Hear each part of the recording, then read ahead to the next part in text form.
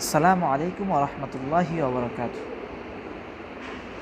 আজ আগস্ট মাসের 15 তারিখ 2024।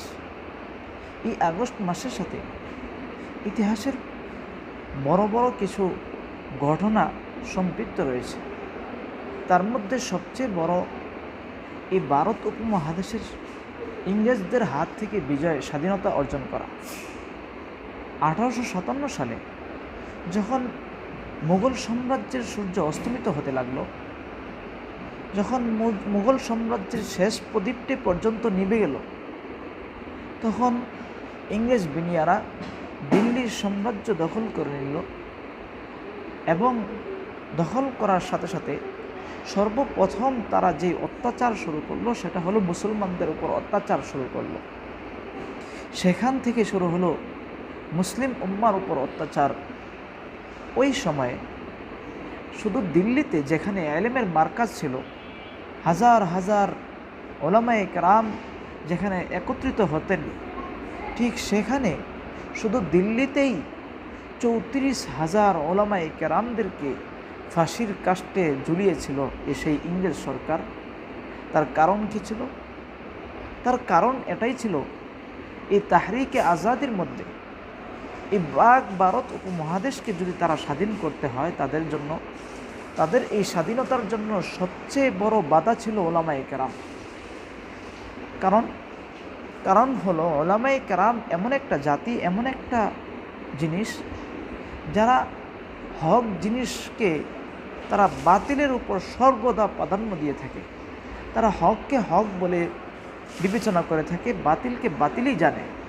তারা কখনো বাতিলের সাথে আপোষ হয় না। সেই থেকে ইংরেজরা এই দিল্লির মধ্যে যেখানে আলেমদের মার্কাজ ছিল, সেখানে তারা 34,000 উলামায়ে কেরামদেরকে ফাঁসির কাস্টে ঝুলিয়েছে। আমাদের উস্তাজ দারুল উলুম দেওবন্দের উস্তাজ সৈয়দ আরশাদ মাদানী হাফিজাহুল্লাহ উনি বলেছেন যে ওই সময়ে পুরা দিল্লিতে একটা মাসালা জিজ্ঞাসা করার জন্য একজন আহলে আলেম খুঁজে পাওয়া যায়নি, এমন একটি জমানা অতিবাহিত হয়েছে। তো চতুর্দিকে তাহরিকে আজাদির দাবানল ছড়িয়ে গেল, চতুর্দিকে তাহরিকে আজাদির দাবানল ছড়িয়ে গেল।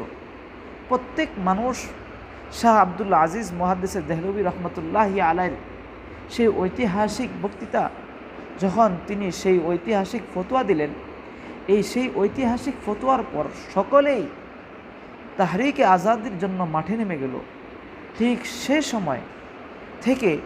সময় থেকে মানুষ এরকমভাবে ইংরেজদের হাতে শহীদ হতে লাগলো। তার মধ্যে সবচেয়ে বড় সংখ্যক যেটা ছিল সেটা ছিল উলামায়ে কেরাম। ইতিহাসের মধ্যে শুধু উলামায়ে কেরামের লাশকেই পাওয়া যায়, অন্য কোনো ধর্মের লোকদেরকে ওই সময় তাহরিকে আজাদির জন্য ফাঁসির কাস্টে ঝুলানো হয়েছে এমন ইতিহাস পাওয়া যায় না। ঠিক সেই সময় ইংরেজরা ঘোষণা করল, যাদের সন্তানরা, যেই সমস্ত বাবাদের সন্তানরা আজ এতিম তাহরিকে আজাদির জন্য, যাদের সন্তানরা এতিম অবস্থায় ঘরে পড়ে আছে, যাদের পিতারা এই স্বাধীনতা যুদ্ধের জন্য জীবনকে বাজি রেখে লড়াই করে শাহাদাত বরণ করেছে, তাদের সন্তানদের জন্য ইংরেজদের পক্ষ থেকে এক বিশাল অফার নিয়ে তারা মুসলমানদের জন্য সুবিধাবাজ হিসাবে তারা মুসলমানদের সামনে আসলো।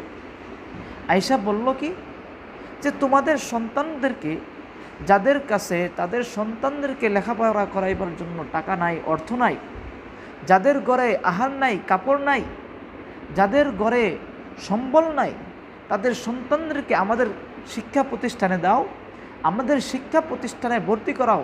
আমাদের শিক্ষা প্রতিষ্ঠানে ভর্তি করালে লাভ কি হবে? তোমাদের সন্তানদেরকে লেখাপড়া করিয়ে তোমাদের সন্তানদেরকে আমরা সরকারি পদে চাকরি দিয়ে দিব, এই লোভ দেখাতে লাগলো। তো উলামায়ে কেরাম ইতিহাসের মধ্যে লেখেন যে ওই সময় তারা এই অফার দিছে যে তোমাদের সন্তানদেরকে আমাদের শিক্ষা প্রতিষ্ঠানে দাও, আমরা পরিপূর্ণ ইংরেজ বানিয়ে তোমাদের মধ্যে ছেড়ে দেব। ঠিক সেই সময় উলামায়ে কেরাম সিদ্ধান্ত নিলেন যে ইংরেজদের এই চাল থেকে আমাদের সন্তানদেরকে যদি হেফাজত করতে হয়, তাহলে আমাদের জন্য একটাই পদ্ধতি রয়েছে, যে ইংরেজরা যেই অফার দিয়েছে তোমাদের সন্তানদেরকে আমাদেরকে শিক্ষা প্রতিষ্ঠানে দাও, আমরা নিজেরাই শিক্ষা দিব, কোনো তাদের থেকে অর্থ নিব না। ঠিক উলামায়ে কেরাম সেই অফার দিলেন যে হে সুহাদাদের পরিবার, হে গরিব মিসকিনদের পরিবার, হে দিন দরদি মুসলমানদের পরিবার, তোমাদের সন্তানদেরকে আমাদের কাছে দাও, তোমাদের সন্তানদেরকে তাদের থেকে আমরা টাকা নিব না, অর্থ নিব না, তাদেরকে খাবার দিব, তাদেরকে বাসস্থান দিব, থাকার জন্য তাদের কাপড় দিব, তাদের চলার জন্য সমস্ত আসবাব যা কিছু লাগে তাদেরকে সব কিছু দিব। তখন এবং তার সাথে সাথে তোমাদের সন্তানদেরকে আমরা পাক্কা মুজাহিদ বানিয়ে, তোমাদের সন্তানদেরকে যাদের বাবারা শহীদ হয়েছে দেশের জন্য, তাদের সন্তানদেরকে পাক্কা মুজাহিদ বানিয়ে এক একজন সিপাহ সালার হিসাবে আমরা ছেড়ে দিব। এই ঘোষণা করে তখন 1866 হিজরি 1866 খ্রিস্টাব্দে এই ঘোষণা করে 1866 খ্রিস্টাব্দে দারুল উলুম দেওবন্দ প্রতিষ্ঠিত হয়। সেখান থেকে তৈরি হয় শাইখুল হিন্দ মাহমুদ হাসান দেওবন্দি রহমতুল্লাহি আলাই, যার তাহরিকে আজাদি আজ পর্যন্ত বলার মতো নয়, যার ইতিহাস বলার মতো নয়।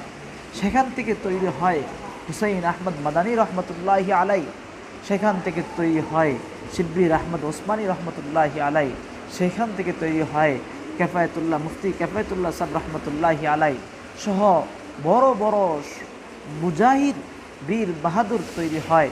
তো সুতরাং এই তাহরিকে আজাদির মাধ্যমে উলামায়ে কেরামের অবদান ছিল যা আজ পর্যন্ত বলার মতো নয়।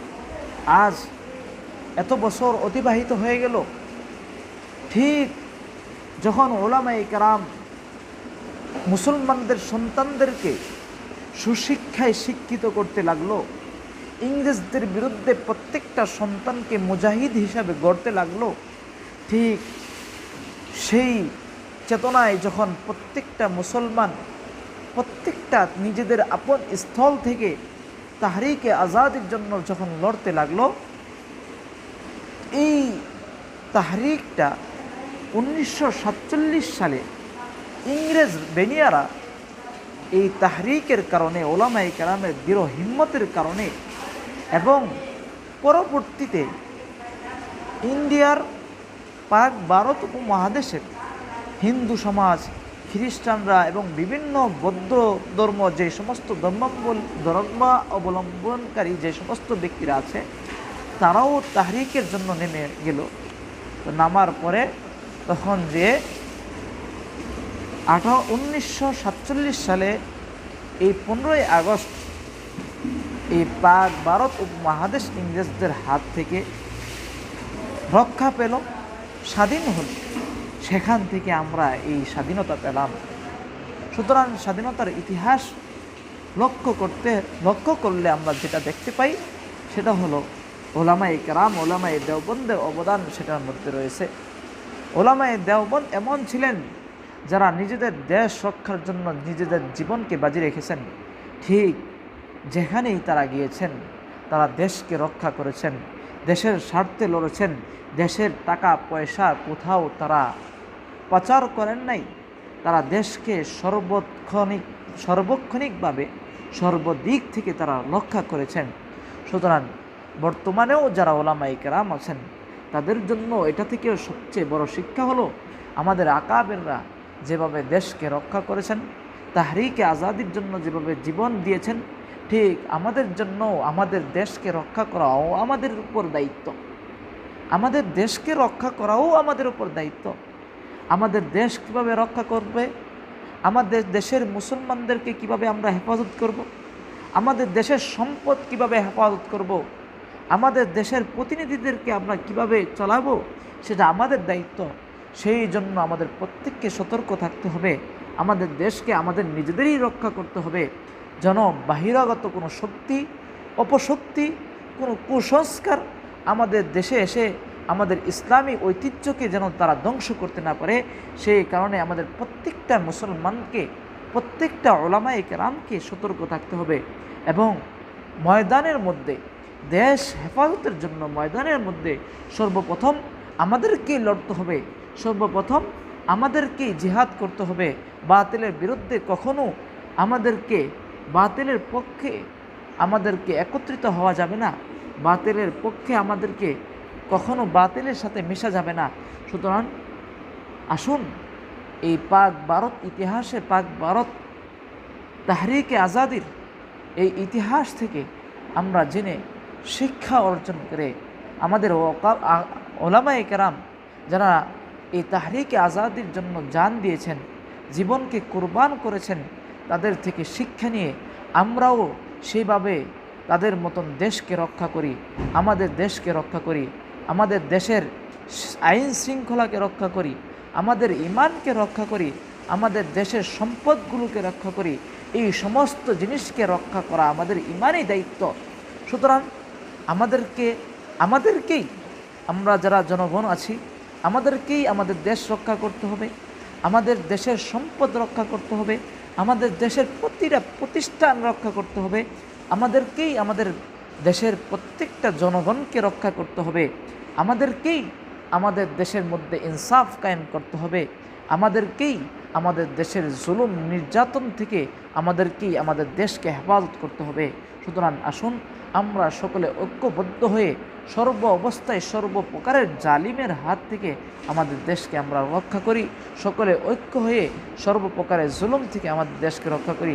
আল্লাহ পাক রব্বুল আলামিন আমাদের প্রত্যেককে সর্ব অবস্থায় বাতিলের মোকাবেলা করায় আমাদের দেশকে, আমাদের ইসলামকে, আমাদের ঈমানকে হেফাজত করার তৌফিক দান করো।